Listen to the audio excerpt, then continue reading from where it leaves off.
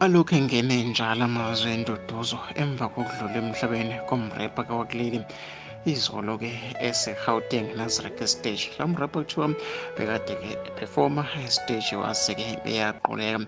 Bebeyitshela ukuthi-ke noma-ke usaqulekile kanti-ke useshonile. Lokho engene njalo kamazwi enduduzo abantu abaningi bayakhuluma-ke ngalolu daba wey'ngane nange omunye uthi awu kodwa-ke ama-music video anemidanso emnandi sesiwathathaphi. Nange omunye uthi ngisola lama-drugs-ke abawadla uma-ke bezophefoma abenza-ke bebe active. Nangomunye uthi-ke ubantu isono cha thanda ukuthi-ke kube nzima wey'ngane zakwethu. Abantu abaningi badlulisa amazwi enduduzo namacula abaningi abahlukahlukene okubalwa kuwo-ke oZakwe no-MBZ nabanye nje abaculi abaningi abakuyona-ke le ndima ye-hip hop.